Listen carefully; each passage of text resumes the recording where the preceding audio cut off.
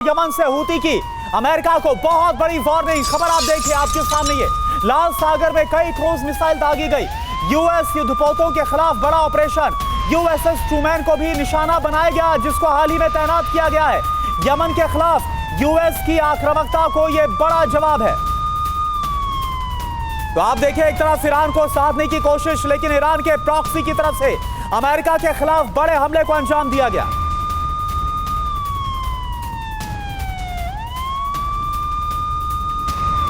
और देखिए, अमेरिकी सेंट्रल कमांड की ईरान को चेतावनी। हूती का समर्थन करने वालों को नहीं छोड़ेंगे, ये चेतावनी दी गई है।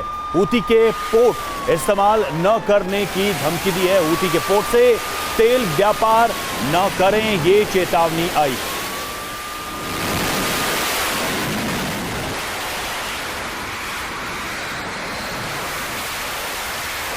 तो आप देखिए, हूती के विनाश के लिए अमेरिका ने समंदर में चारों तरफ से घेराबंदी कर दी है। जानकारी क्या है? अमेरिका ने अदन की खाड़ी में यूएसएस कार्ल विंसन को तैनात किया है और इसकी लंबाई 1040 फीट है। एयरक्राफ्ट कैरियर का वजन है 97,000 टन का। अमेरिकी एयरक्राफ्ट कैरियर पर करीब 5,000 नौसेना के जवान मौजूद हैं। वहीं 90 एयरक्राफ्ट तैनात किए गए हैं। यूएसएस कार्ल विंसन पर F-35 फाइटर जेट है, MH-60 सी हॉक हेलीकॉप्टर और E-2D हॉक आई एयरक्राफ्ट को तैनात किया गया। रवि, बिल्कुल, F-18 सुपर हॉर्नेट और EA-18 ग्रॉलर फाइटर जेट भी मौजूद हैं। सिर्फ इतना ही नहीं, इस बेड़े में यूएसएस माइकल मर्फी और यूएसएस स्टेरेट डिस्ट्रॉयर भी शामिल किया गया है। एक अमेरिकी सबमरीन को भी एयरक्राफ्ट कैरियर के साथ भेजा गया है। और देखिए, यूएसएस कार्ल विंसन के आने से हूती समंदर के दोनों किनारों पर घिर गया है। दरअसल एक तरफ अदन की खाड़ी में कार्ल विंसन मौजूद, तो दूसरी तरफ लाल सागर में यूएसएस हैरी ट्रूमैन पहले से ही डेरा डाले हुए हैं। और देखिए जेके बंसल सर, मेरा सवाल आपसे ये, एक तरफ ऐसा लग रहा है कि अमेरिका ईरान के खिलाफ और हूती विद्रोहियों के खिलाफ वॉर रेडी है, ये तैनाती बता रही है, और दूसरी तरफ ओमान की बातचीत। ये हो क्या रहा है? आप कैसे समझ रहे हैं सिचुएशन को? देखिए, ये तो एक प्रेशर है अमेरिका का, और जहाँ तक इस बात का सवाल है कि हूती को तो पहले से ही ख़त्म करने का सोचा हुआ है। हूती भी काफ़ी नुकसान पहुँचा रहा है अमेरिका को। उनका कई जो है MQ-9 रिपर ड्रोन अभी रिसेंटली भी मार गिराया गया है, तो वो तो अपनी एक्शन हूती के खिलाफ तो रहेगी। और हूती के खिलाफ क्या है, उसकी सारी जो प्रॉक्सी हैं उनको काफ़ी ख़त्म कर दिया गया है। और पहली बार भी जो है, जो ट्रंप साहब ने जो डील से विड्रॉ किया था 2018 में, उन्होंने ये शर्त रखी थी कि भाई इस डील के दौरान जो है हूती और हमस और हिजबुल्लाह, इन तीनों को जो प्रॉक्सी हैं उसको सपोर्ट ना करे ईरान, मिसाइल ना बनाए ईरान। हालांकि अब की बार जो खामनेई है, उन्होंने कहा है कि इस वार्ता के दौरान मिसाइल की कोई बात नहीं आएगी।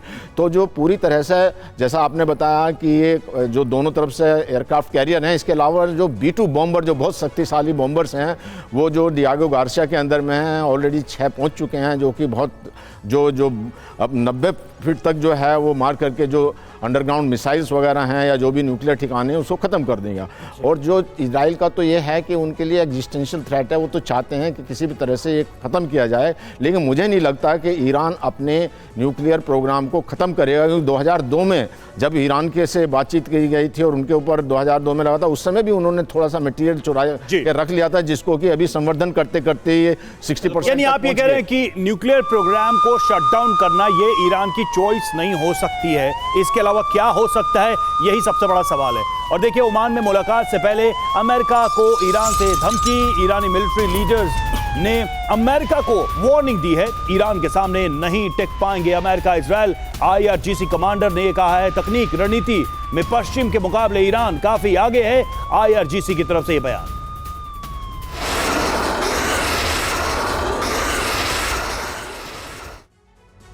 तो सिर्फ अमेरिका ही नहीं, बल्कि ईरान भी चेतावनी दे रहा है अमेरिका को। इस चेतावनी के पीछे आखिर मकसद क्या है, या फिर वाकई में ईरान ने बड़ी तैयारी कर ली है इस युद्ध को लंबा खींचने की? क्योंकि पहले से ही हम देख रहे हैं दुनिया के जिस भी हिस्से में युद्ध चल रहा है, वो युद्ध बहुत लंबा चल रहा है। जहां पर उम्मीद थी कि ये युद्ध कुछ दिनों में खत्म होंगे, वो साल दर साल बढ़ते जा रहे हैं। तो ऐसे में सवाल यही कि क्या ईरान की भी इतनी बड़ी तैयारी है? यूएस वर्सेस ईरान महायुद्ध की शुरुआत। सवाल यह है कि आखिर हो क्या रहा है? बातचीत से पहले ईरानी मिलिट्री लीडर्स ने अमेरिका को धमकी दी है। IRGC Quds force commander Ismail Qaani ने यूएस को धमकी दी है, ईरान के सामने नहीं टिक पाएंगे अमेरिका और इजराइल। इस्माइल कानी ने यह चेतावनी दी है। तकनीक रणनीति में पश्चिम के मुकाबले ईरान काफी आगे है, दुश्मनों को समुद्र में डुबो देगी ईरानी नेवी, यह भी चेतावनी दी गई है। देखिए, ईरान इंटरनेशनल के हवाले से यह चेतावनी सामने आई है। क्या है इंडिकेशन, क्या है इसका अर्थ, यह भी अपने आप में एक अहम सवाल है। और अब बात करते हैं एक और वॉर जोन की। जी हां, अब बात करते हैं रूस यूक्रेन युद्ध से आ रही बड़ी खबर की। देखिए, पहली बड़ी खबर उस वॉर जोन से क्या आ रही है। कुर्स्क में यूक्रेनी ठिकानों पर भीषण प्रहार, रूसी फौज ने हॉवित्जर से किया है हमला, बख्तरबंद गाड़ियों पर किया है अटैक।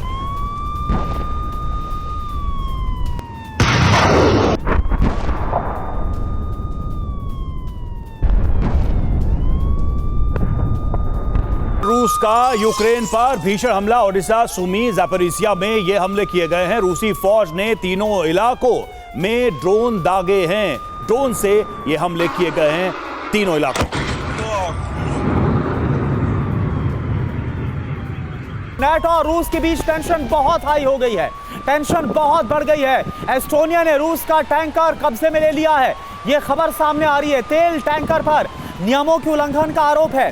तेलिन खाड़ी में घुसा था रूसी टैंकर और उसके बाद एस्टोनिया की तरफ से यह आक्रामक कार्रवाई इसको कहा जाएगा, ऐसी कार्रवाई जिसके बाद नाटो के खिलाफ रूस काफी ज्यादा भड़क सकता है, एग्रेसिव हो सकता है।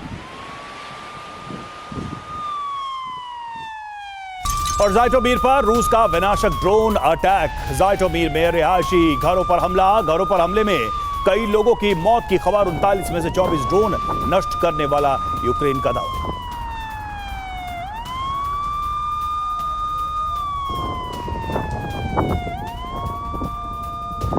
तो 39 में से 24 ड्रोन नष्ट करने का दावा किया गया है। ये जो तस्वीरें आप देख रहे हैं ज़ाइटोमीर की, ज़ाइटोमीर में रिहायशी घरों पर हमला हुआ है और घरों पर हमले में कई लोगों की मौत की भी खबर आ रही है। ये भी दावा सामने आया है, यूक्रेन ने किया है कि ज्यादातर ड्रोन्स को मार गिराया गया है।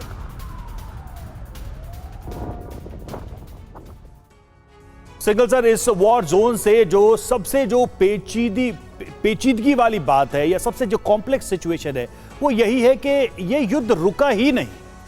आखिर क्या वजह आप मान रहे हैं? अमेरिका ने चाहे जो भी कहा हो, यूरोप को चाहे जितना भी कमजोर या नाटो को जितना असहाय बिना अमेरिका के माना गया हो, लेकिन हम देख रहे हैं कि ये वॉर दोनों तरफ से जारी है। आज भी नुकसान दोनों तरफ से एक दूसरे को पहुंचाने की पूरी कोशिश की जा रही है और बातचीत, शांति का टेबल दूर खिसकता जा रहा है। आप बिल्कुल सही कह रहे हैं कि रशिया जो चाह रहा था वो इस वक्त हो रहा है। रशिया का उद्देश्य था कि यूक्रेन जो युद्ध विराम ना हो और उसके लिए उन्होंने बहुत सारी शर्तें लगाई थी और रशिया बराबर अटैक बढ़ा रहा है अपना, क्योंकि उनकी इरादा तो यही है उनका कि यूक्रेन पर पूरी तरह से उनका कब्जा हो जाए और उसके लिए अब ये कोशिश कर रहे हैं कि जितना से ज़्यादा यूक्रेन का नुकसान कर पाएँ और उनकी ज़मीन पर कब्जा कर पाएँ। अभी आपने जैसे एस्टोनिया के बारे में बताया तो उसका अब ये डर है कि जो है कि शायद एस्टोनिया पर में भी इसमें इन्वॉल्व ना हो जाए,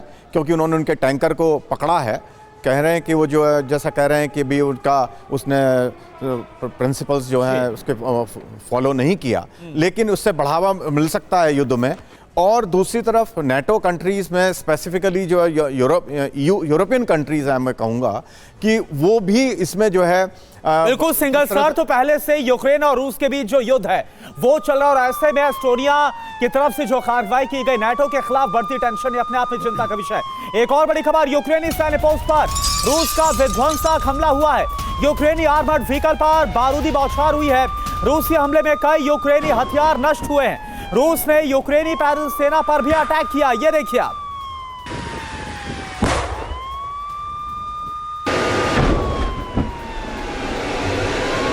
और यूक्रेनी बंकर पर रूस का ड्रोन हमला, रूसी ड्रोन हमले में यूक्रेनी पोस्ट तबाह। जी हां, रूस ने यूक्रेनी मोटार पोस्ट को बनाया है निशाना।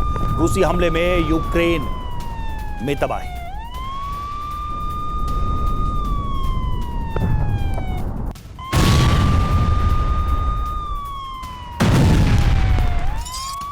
और देखिए आप खैरसौस से बड़ी खबर, जहां पर रूसी पैरा ट्रूपर्स का विध्वंसक हमला हुआ है। तस्वीरें हम आपको दिखाते हैं इस हमले की। यूक्रेनी सैन्य पोस्ट पर जबरदस्त ड्रोन अटैक किया गया। आर्टिलरी से यूक्रेनी पोस्ट पर बम की बरसात की गई।